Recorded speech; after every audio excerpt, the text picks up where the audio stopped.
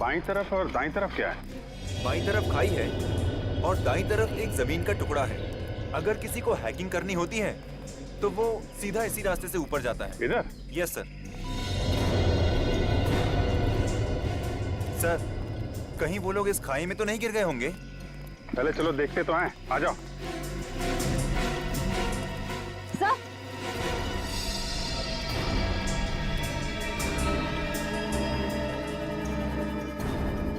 Sir ice cream.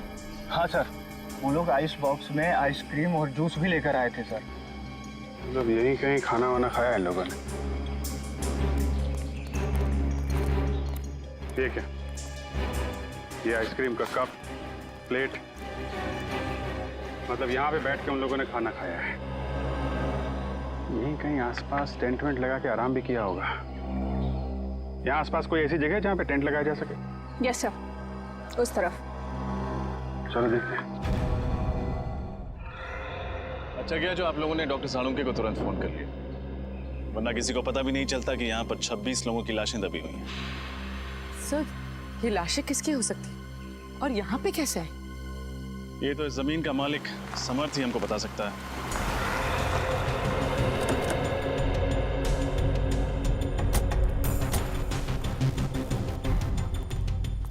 Hello officer, क्या हुआ? अरे अगर कोई तकलीफ थी तो हमें बता देते। सीआईडी वालों को बुलाने की क्या जरूरत थी? जब लाशों के भंडार मिलते हैं तो एक अच्छे नागरिक का फर्ज होता है कि वो सीआईडी को तकलीफ दे। लाशों के भंडार कहाँ? आपकी जमीन के अंदर हमें 26 लाशें मिली। 26 लाशें?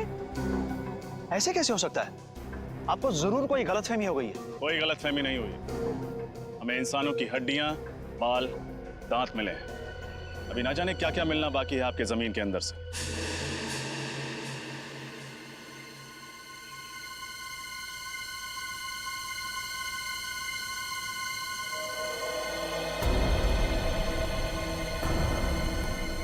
भैया यहाँ लेके आओ।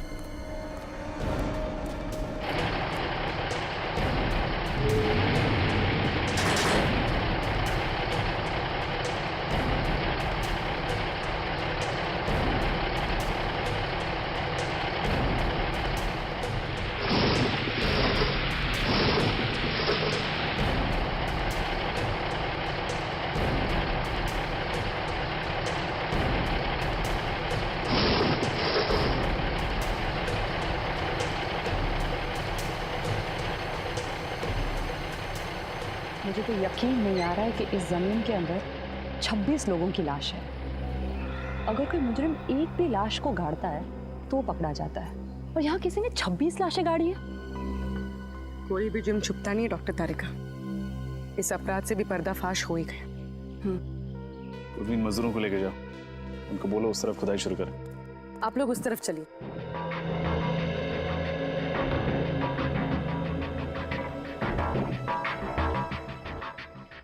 सर। हाँ बोलो। एक्चुअली गलती से भी रिश्वत देने का ख्याल अपने दिमाग में मत लाना। सीआईडी के सामने तुम्हारी दाल गलने वाली नहीं है। वो बात नहीं सर, आप हमें गलत समझ रहे हैं। दरअसल क्या बात है? मैं इस जमीन का मालिक नहीं हूँ सर। तुम मालिक नहीं हो तो कौन है? पता नहीं सर। पता नहीं मतलब? मैं आपको बताता हूँ सर। दरअसल हम सुनसान और अनजान जमीन पर कब्जा कर लेते हैं, उसके बाद उस जमीन को दूसरों को बेच देते हैं, या फिर वहाँ पर मकान या दुकान बना देते हैं। What? हाँ सर, हमें नहीं मालूम था सर इस ज़मीन पे कब्जा करने के बाद हमें मुनाफा के बदले जेल की सलाखें मिलेंगी। सर हमें बचा लीजिए सर।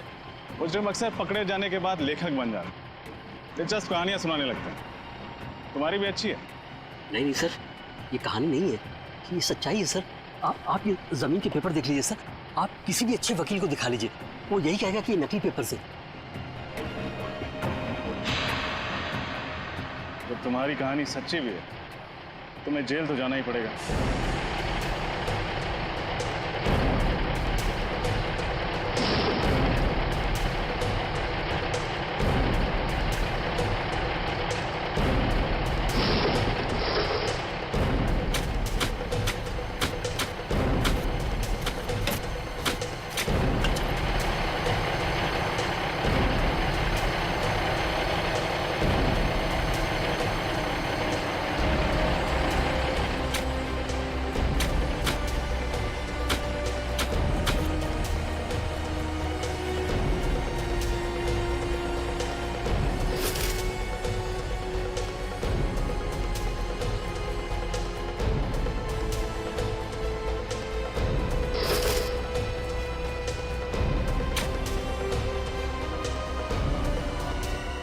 मैडम, ये देखिए मैडम। कंकाल।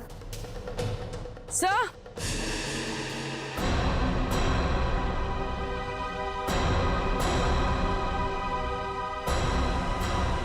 उधर कुछ है? सर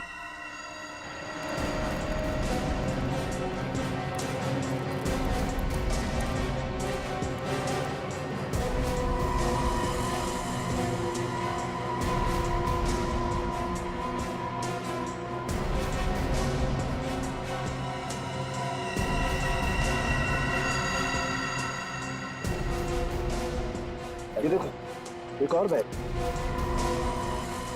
सर शायद ये लोग यात्री होंगे, लगता है इनके सामान में कोई आईडी वगैरह हो। बिल्कुल, चेक करते हैं।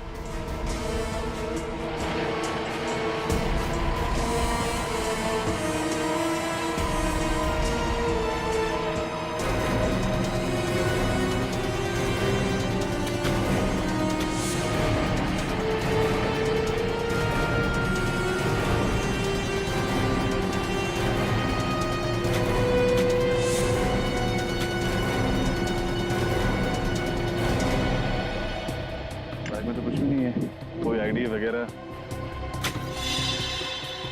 सर, ये देखिए।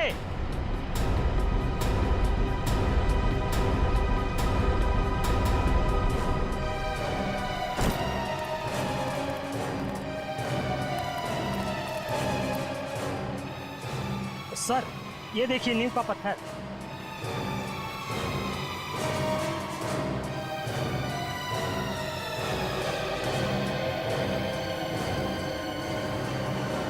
कहीं ऐसा तो नहीं कि यहाँ पर कभी कोई बिल्डिंग हुआ करती थी जिसे गिरा कर इस जगह पर कब्रिस्तान बना दिया गया? हो सकता है। पता नहीं वो कौन सी मनहूस घड़ी थी जब हमने इस जमीन पे बुरी नजर डाली। लेने के देने पड़ गए। आप दोनों हमारे साथ ब्यूरो चलेंगे, आपसे पूछताछ करनी। जमीनों के घोटाले करने के लिए तुम दोनों को गोल्ड मेडल देना चाहिए। Gold medal. जाने कितनी जमीनों पर गैरकानूनी कब्जा किया तुम लोगों ने, और कितने लोगों को वो जमीनें बेच भी दी। माफ कर दीजिए सर, गलती हो गई। अब हम ऐसी धांधलेबाजी फिर कभी नहीं करेंगे। अरे धांधलेबाजी तो तब करोगे ना जब जेल से छूटोगे। अब आइंदा हम धांधलेबाजी नहीं करेंगे। खज्जर फार्म्स के बारे में बताओ, किसके नाम पर है वो जमीन? बताओ जल्दी। हम सच कह रहे हैं सर, हमें कुछ भी नहीं मालूम। हम तो ऐसे ही जमीनों पे कब्जा कर लेते हैं जो लावारिस होती है। फिर भी कब्जा करने के पहले तुमने रजिस्ट्री ऑफिस से पता किया ही होगा ना कि ये जमीन किसके नाम पे? किया था, और रजिस्ट्री ऑफिस में कुछ महीने पहले आग लग गई थी, जिसकी वजह से इस जमीन के सारे डॉक्यूमेंट्स चल गए थे। हाँ सर, और जब हमें पता चला कि इस जमीन के आगे पीछे और कोई नहीं है, यहाँ तक कि इसके पेपर्स भी नहीं है, तो हमने तुरंत इसके ऊपर हक जमा लिया। सर, ये रही रजिस्ट्रेशन ऑफिस में लगी हुई आग की रिपोर्ट। आग लगी थी 6 जून 2003 और आग की वजह पेट्रोल। पेट्रोल मतलब सर वो आग जानबूझकर लगाई गई थी, जमीन का इतिहास मिटाने के लिए? हाँ पूर्वी, जानबूझकर लगाई गई थी, क्योंकि खूनी जानता था कि एक न एक दिन वो सारे कंकाल जमीन के नीचे से ऊपर आएंगे। इसलिए अपने आप को बचाने के लिए उसने ये रास्ता ढूंढा था। ये पता लगाना चाहिए कि उस नींव के ऊपर वो जो कंक्रीट का कंस्ट्रक्शन मिला है ना, वो ढांचा, उस पर पहले क्या बना हुआ था।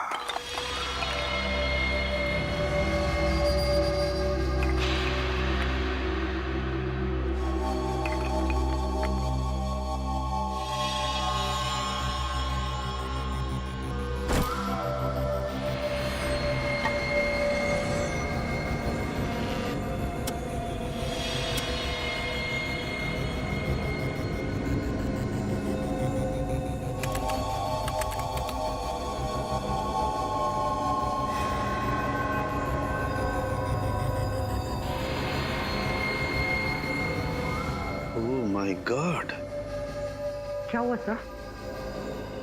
तारिका, ये हड्डी जरा गौर से देखो। ऐसा लगता है जैसे इस हड्डी को किसी ने आरी से या 100 चेन से काटने की कोशिश की है। सर, मुझे तो ये खूनी बहुत बड़ा सरफिरा लगता है। कुछ लोगों के स्कल पे तो मुझे दांतों के निशान दिखे। ये देखिए, जैसे कि वो उनका सर ही चबाना चाहता हो। My God. सर कहीं ये किसी जंगली जानवर का काम तो नहीं है? नहीं रोहन, ये किसी जंगली जानवर का काम नहीं हो सकता है, क्योंकि जानवर किसी को खाने के बाद उसे जमीन में गाड़ने की मेहनत नहीं करता। ये काम किसी इंसान का ही है।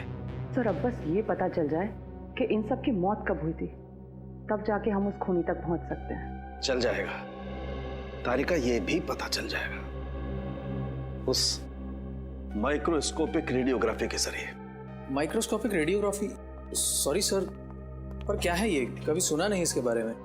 रोहन, ये एक ऐसा प्रोसेस है जिसके जरिए हम ये पता लगा सकते हैं कि इंसान की मौत कब हुई है। और ये देखो, जिस इंसान की ये हड्डी है उसकी मौत 7 से 10 साल पहले हुई है, यानी 2003 से 2006 के बीच में इस इंसान की मौत हुई है।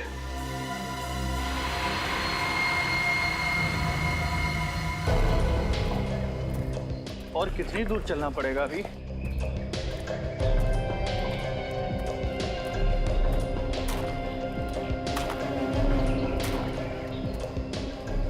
क्या बच रहा है? सर मैंने किसी के चलने की आवाज सुनी।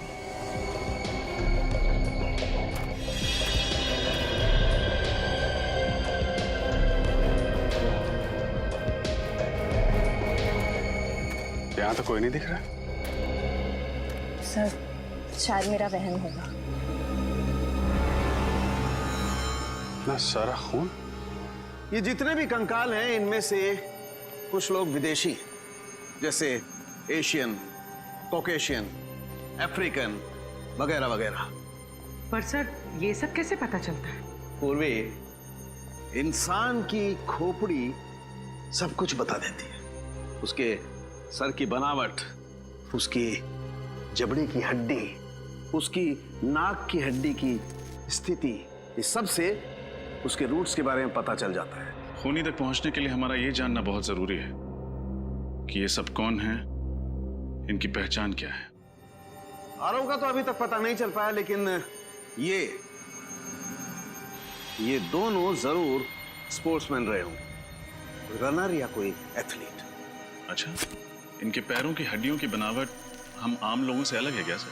हाँ, इनके पैरों की हड्डियां आम लोगों के पैरों की हड्डियों से ज्यादा मजबूत है, जैसी एक एथलीट की होती है। सर? हाँ।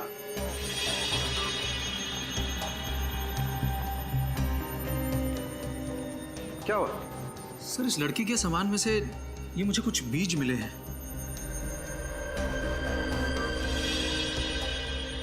ये किस तरीके के बीज हैं? नागा जोलकिया नाम का मसाला है। ये दुनिया का सबसे तीखा मसाला है, और ये इतना तीखा मसाला है कि नॉर्मल नमक या मिर्च की तरह नहीं खाया जाता। तकरीबन हजारों लाल मिर्च की ताकत इस थोड़े से मसाले में है। नागा जोलकिया, कोई ये मसाला इस तरीके से अपने सामान में लेकर क्यों घूमेगा? कहीं ये लड़की कोई रिसर्च वगैरह तो नहीं कर रही थी? इस खून का सैंपल ले लो श्रेया, बच्चों के माँ बाप के डीएनए के साथ मैच करके देख लेंगे। सर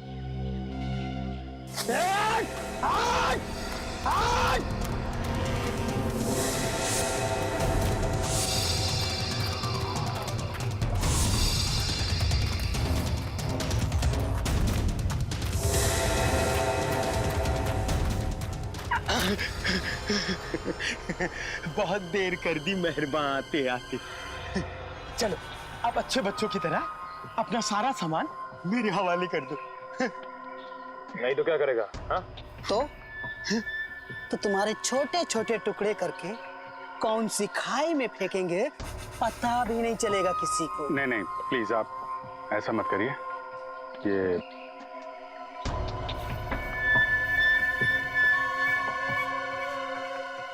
सीढ़ी सीढ़ी और सामान चाहिए आप लोगों को?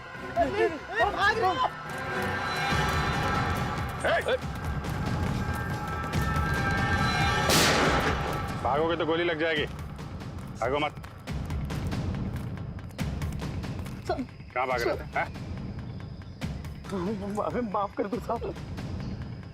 हम दोनों तो छोटे मोटे लुटेरे हैं साहब।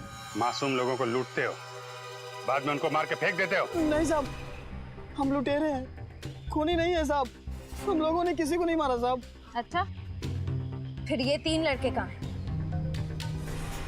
क्या किया तुम लोगों ने इनके साथ? कुछ भी नहीं किया, उल्टा उन लोगों ने हम लोगों को मारा। तो उस पेड़ पे वो खून तुम्हारा है? वो खून तो इस वाले लड़के का साहब। मारपीट के दौरान थोड़ी सी चोट लगी थी साहब।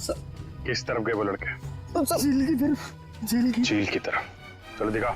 मैं होल्ड करता हूँ। हाँ, जल्दी बोलो।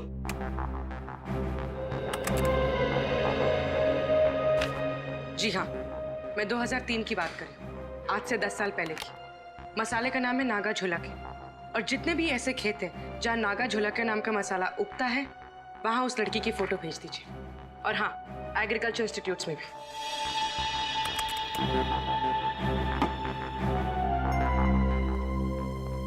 सर, हमें जिन लोगों के कंकाल मिले हैं उनके गायब होने की रिपोर्ट अभी तक नहीं मिली है, और इनमें से कुछ लोग विदेशी भी हैं। पता नहीं उनके घर वालों ने उनके गायब होने की रिपोर्ट कहाँ पे लिखवाई है। हो सकता है ना फ्रेडी कि उनके घर वालों को पता ही नहीं था कि जब ये हादसा हुआ तब ये लोग इंडिया में ही थे। लेकिन एक खज्जर फार्म से ही पता चलेगा कि ये सारा चक्कर क्या है। सर, एक बात बड़ी अजीब है, खज्जर फार्म के आसपास दूर दूर तक कोई भी जंगली जानवर नहीं है, तो लोगों को मार कौन सकता है उनके मांस के लिए? सर, कहीं कोई आत्मा नरबक्षी तो नहीं है? वो चाहे कोई भी हो, फिर चाहे फ्रेडी, वो तुम्हारी आत्मा ही क्यों ना हो, अब नहीं बचेगा ये हमारे हाथों से। ये रही झील।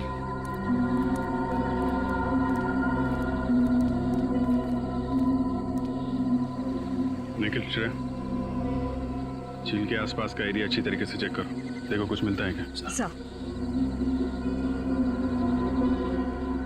साहब, हम लोग जा सकते हैं? तुम लोग जाओगे, लेकिन सीधे जेल जाओगे। हाँ।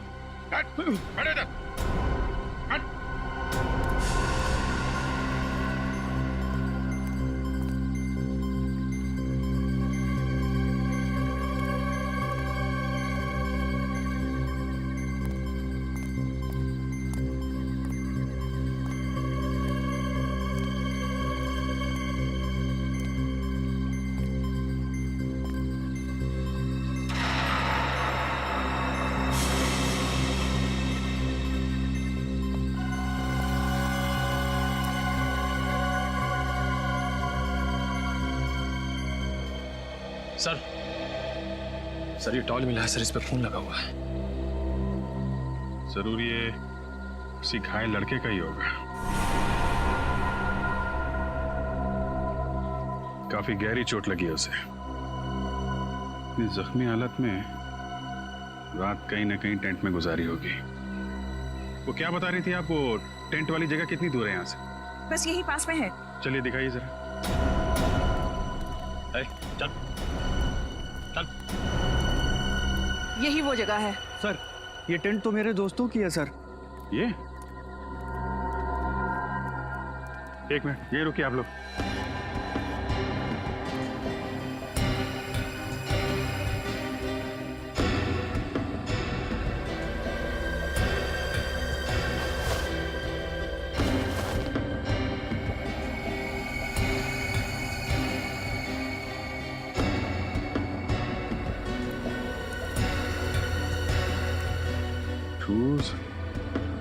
टूटे हुए टेंट, बिखरा हुआ सामान, क्या हुआ क्या यहाँ पे?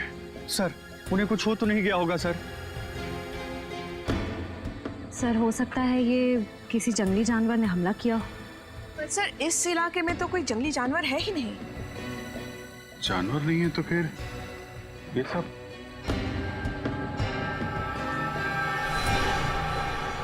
ये क्या?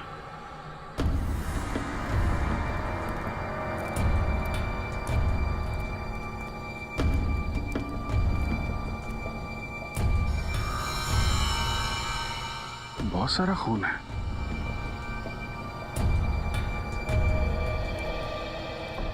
अगर इसमें तुम लोगों का जरा भी हाथ हुआ ना तो तुम लोगों का वो अंजाम होगा कि तुम लोग सोच भी नहीं सकते। श्रेया, सबको जेल में डाल दो, ले जाओ। चलो चल।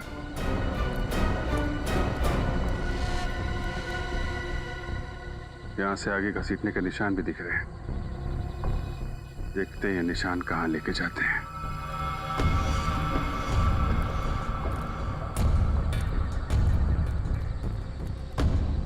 ये क्या चक्कर है?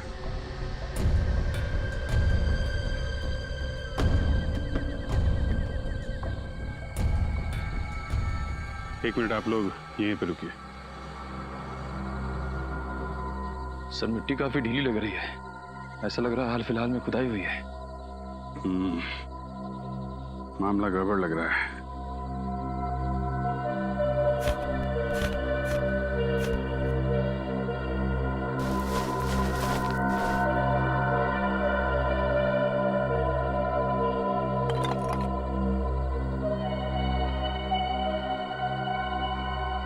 कंकाल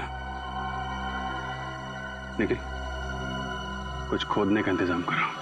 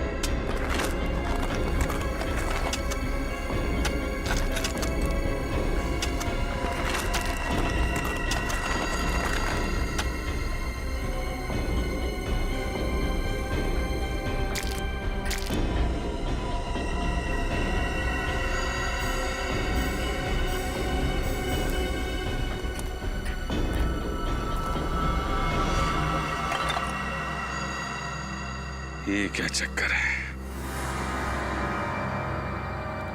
1 2 3 4। ये जसवीर तो कह रहा था कि उसके 3 दोस्त गायब हैं। चौथा कहां से आ गया? हाँ सर, हमें 3 की तलाश थी, और यहाँ चौथा भी आ गया। जसवीर, तुम्हारे तीनों दोस्तों के साथ में कोई और आदमी भी था क्या? नहीं सर। सर, ये कंकाल क्या मेरे दोस्तों के हैं सर? बहुत जल्द पता चल जाएगा।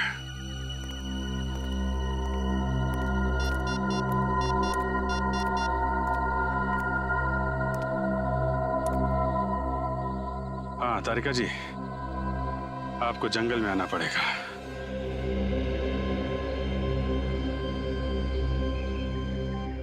अभिजीत, इन सभी की मौत को ज्यादा दिन नहीं हुए, लेकिन ये वाला कंकाल बाकी 3 कंकालों से कुछ अलग कहानी बता रहा है। ये बात तो है डॉक्टर तारिका, ये कंकाल इन तीनों कंकाल से अलग तो है। इन सब की जो खोपड़ियों का साइज है वो लगभग आम इंसान जैसा है, लेकिन इसकी खोपड़ी का साइज इतना बड़ा। ये आम इंसान की तरह नहीं लग रहा है। डॉक्टर तारिका, इनकी मौत कैसे हुई होगी? श्रेया,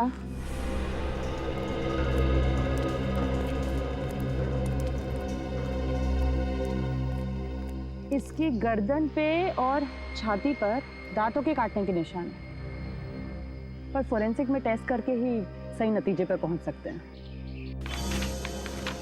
खजर फर्म से मिली फाउंडेशन के अनुसार ही मैंने ये ब्लूप्रिंट तैयार किया। काफी बड़ी जगह है ना? जी सर, इसको देखकर नहीं लगता है कि ये किसी का घर या ऑफिस होगा। दो स्विमिंग पूल की जगह छोड़ी गई है सर। दो स्विमिंग पूल तो किसी होटल या रिसोर्ट में ही हो सकते ना। बिल्कुल सही कहा आपने। इसे देखकर लगता है ये जरूर कोई होटल या रिसोर्ट होगा, क्योंकि कॉरिडोर की जगह भी छोड़ी गई है। और ये यहाँ पर हमें सबसे ज्यादा लाशें मिली इस एरिया में। यहाँ क्या हो सकता है? मुझे लगता है सर ये होटल या रिसोर्ट का गार्डन हो। कोई होटल या रिसोर्ट, कोई होटल या रिसोर्ट जहां पर लोग रहने जाते थे पर जिंदा वापस नहीं लौटते थे। डॉक्टर तारिका, एक बात समझ में नहीं आ रही। आप कह रही हैं कि इनको मरे हुए ज्यादा दिन नहीं हुए, तो फिर इनके शरीर से खाल और मांस कहाँ गया? इन गड्ढों में हमें खाल का एक छोटा सा टुकड़ा भी नहीं मिला है। नहीं अभिजीत, एक टुकड़ा है यहाँ पे।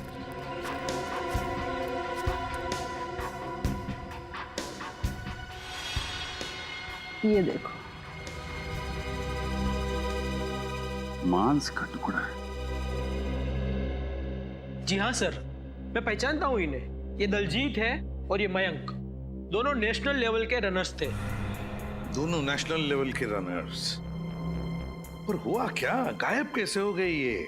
सर 10 साल पहले अप्रैल 2003 में मुंबई में एक इंटरसिटी टूर्नामेंट हुआ था। ये दोनों उसी में भाग लेने आए थे।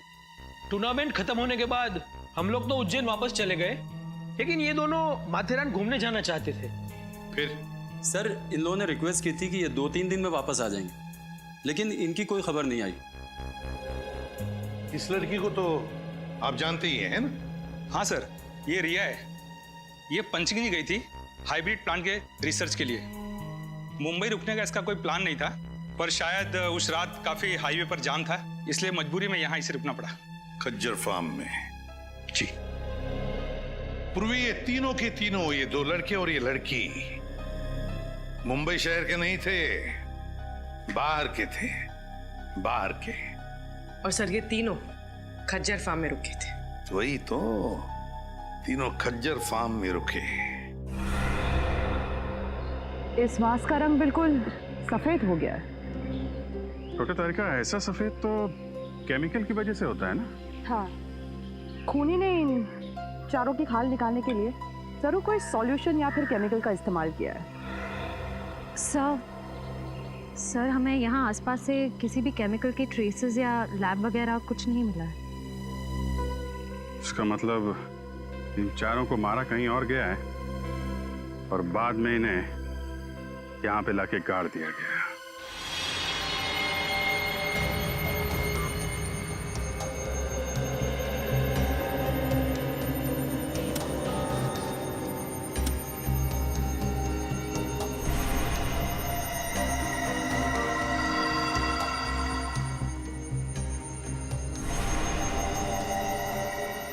अब तक तो आप लोग इंसानों की लाश, इंसानों के कंकाल लाया करते थे, लेकिन इस बार आपने सारी हदें पार कर दी। क्यों नॉट सर? ये कंकाल भी तो इंसानों के ही हैं। हाँ हैं, वो तीनों कंकाल इंसानों के हैं, लेकिन ये चौथा कंकाल जानते हो किसका है? किसका है sir? Pavilion man. Pavilion man? क्या मतलब? देखो, इंसान को इंसान बनने के लिए कई स्टेजेस से गुजरना पड़ा है, ये तो सबको मालूम है। ये पेलियन मैन इंसान बनने से पहले वाली स्टेज है। अरे बाप रे, ये तो बड़ा ही खतरनाक है। हाँ फ्रेडी, ये बहुत खतरनाक भी है और बहुत ही ज्यादा शक्तिशाली भी है। इन तीनों लड़कों को उस पेलियन मैन ने मार के खाया है, मार कर खाया है अपनी भूख मिटाने के लिए। तो ये जीव नरभक्षी होते हैं, मैन ईटर्स। हाँ पूर्वी, तभी तो इनके दांत हमारी तरह नहीं होते, बिल्कुल बड़े और नुकीले होते हैं। दिखाती हूँ।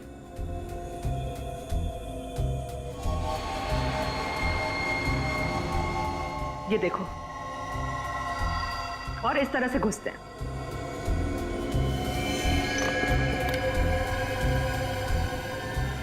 सर हमें तो लगा था ये किसी जंगली जानवर का काम है। ऐसा भी कोई जीव हो सकता है, ये तो हमने सोचा ही नहीं था। लेकिन विनीत, अगर इन 3 लड़कों को इस जीव ने मारा है तो फिर इस जीव को किसने मारा? क्योंकि इसकी खाल भी बिल्कुल उसी तरह निकाली गई जिस तरह इन 3 लड़कों की निकाली गई थी। मुझे लगता है इस पेलियन मैन को कोई और कंट्रोल करता है। आप शायद सही कह रहे हैं सोलंकी साहब, क्योंकि अगर इसे कोई और कंट्रोल नहीं कर रहा होता तो ये अब तक शहर में घुसकर तबाही मचा चुका होता। कोई तो है जो इसे इसकी खुराक देता है। उस एरिया के सारे सर, ये रिसोर्ट और कितनी दूर है? बस थोड़ी देर में आ जाएगा, वो देखो।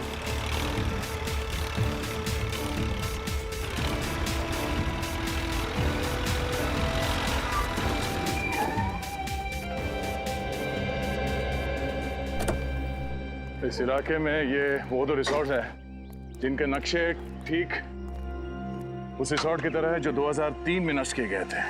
अब सर, उन तीनों लड़कों का और उस आदि मानव का कंकाल भी तो हमें आसपास के एरिया में से मिला था ना। फिर रिसोर्ट में जाने से खतरा हुआ तो? फ्रेडी, खतरा है इसीलिए तो जाना है। ये देखो, दोनों रिसोर्ट्स में खुफिया रास्ते हैं। एक रास्ता ये तहखाने की तरफ जाता है और ये दूसरा रास्ता रिसोर्ट से बाहर निकलता है।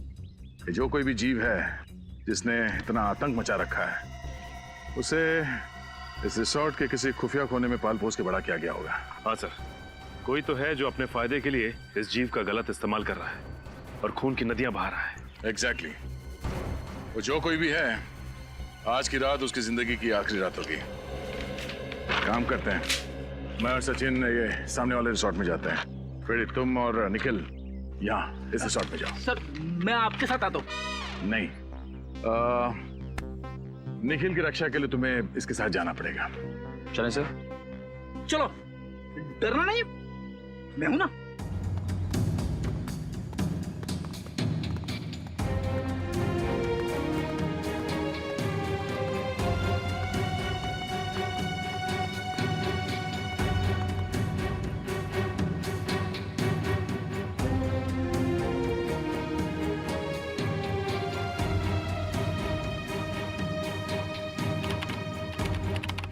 कमाल है, हमें तो लगा था उन 3 लड़कों के हादसों के बाद हमारा बिजनेस कुछ दिनों के लिए ठप हो जाएगा।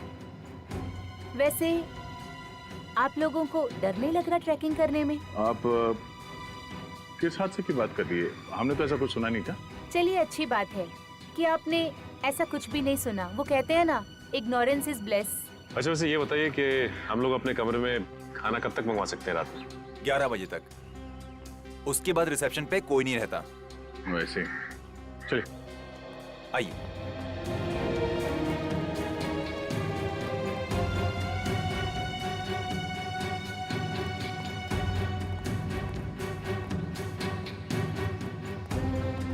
सर, मुझे इनके तौर तरीके यहाँ कुछ ठीक नहीं लग रहे। तू फिक्र मत कर निखिल, दया सर ने भेजा है मुझे तेरी रक्षा करने के लिए। मैं तेरी मूंछ का एक बाल भी बाका नहीं होने दूंगा। लेकिन सर, मेरी तो मूंछ ही नहीं है। तू उगानी चाहिए थी ना। अब ये भी मुझे समझाना पड़ेगा तुझे। अरे 11:30, चलो।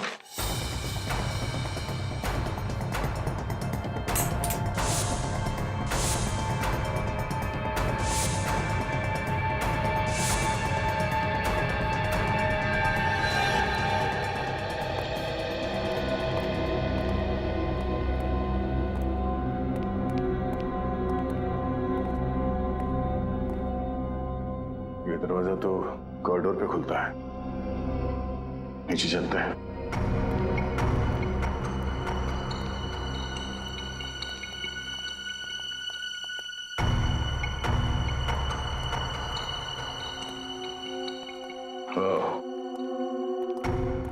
लगता है ये खुफिया रास्ता है। हाँ सर, तहखाने में तो कुछ मिला नहीं था। हो सकता है यही दरवाजा हमें मुजरिम तक पहुंचा दे।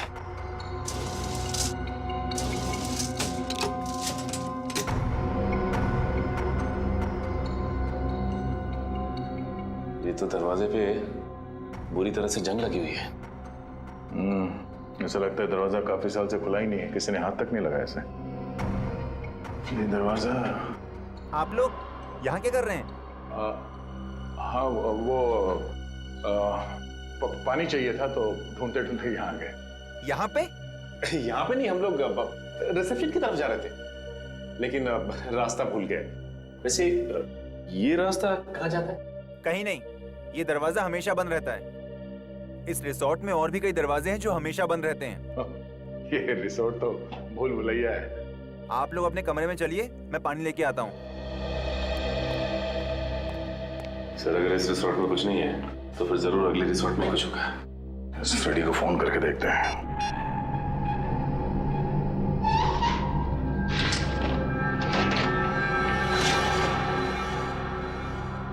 अरे बाप रे, कितना अंधेरा है यहाँ पे। ना तो कोई बल्ब है और ना ही ट्यूबलाइट। लगता है फ्रेडी का मोबाइल नेटवर्क एरिया में नहीं है, लग नहीं रहा। सर एक मिनट, मैं निखिल का ट्राई करता हूँ। ये यहाँ पे दरवाजा है। नहीं लग रहा सर। एक काम करते हैं, वहीं चल के देखते हैं।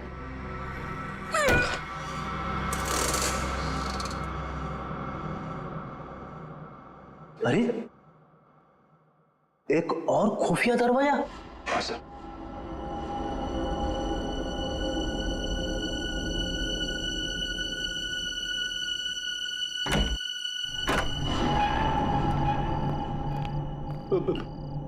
मैंने सुना है अक्सर ऐसी बंद अंधेरी जगह पे आत्माएं होती है।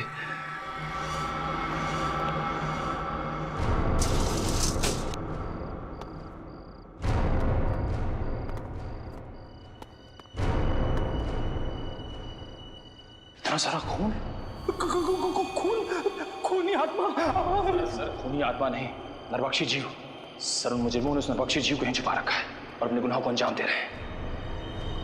ये चाकू, ये हड्डियां, ये खून, सर मुझे पूरा यकीन है वो नरबख्शी जीव यहीं पे है सर, यहीं पे।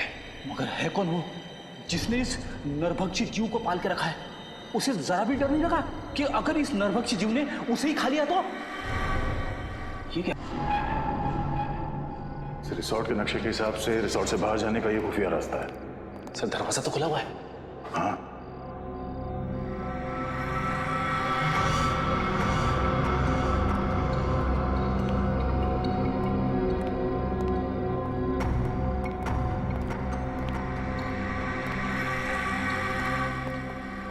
दो पलंग?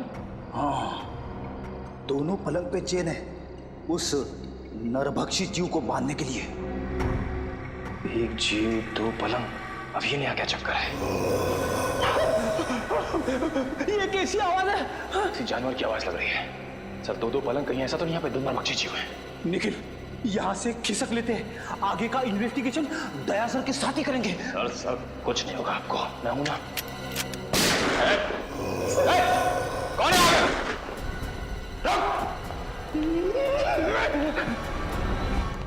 ये गेट खुला है। सर फिर तो फ्रेडी और निखिल इतनी गए होंगे। हाँ निखिल, सही देखिए, हड्डी और ये खून। ओह नो,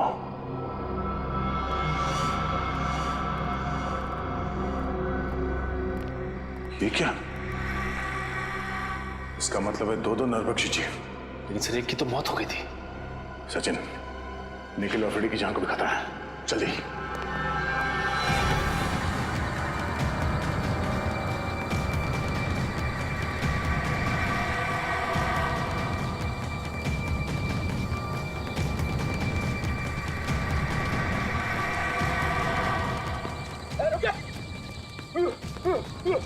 भागना मत, वरना गोली चला दूंगा। रुक।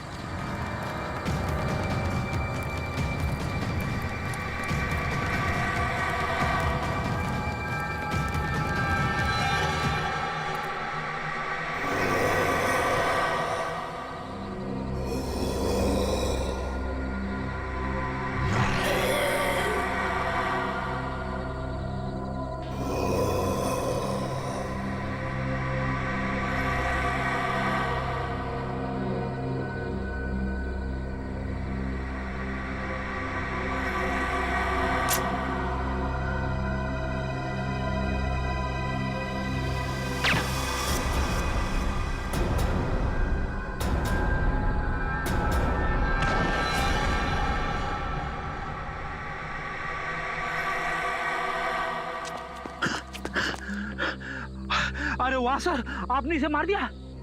नहीं फ्रेडी, सिर्फ डांट से बेहोश किया इसे। अच्छा हुआ सर आप लोग आ गए, वरना आज मेरी वाइफ का सुहाग उजड़ने वाला था। हट जाओ तुम लोग, हट जाओ वहां से। लगता है इस जीव का मालिक मैदान में निकल ही आया। इसी वक्त का तो इंतजार था हमें। हट जाओ वहां से, हट जाओ वरना गोली चला दूंगी। अरे सर, ये तो दीपिका है। हट जाओ। गन नीचे करो। निकल जाओ यहाँ से। गन हटाओ, गन नीचे रखो। मैं कहती हूँ हट जाओ वरना गोली चला दूंगी। दीपिका गन नीचे करो। मैंने कहा हट जाओ यहाँ से। सचिन।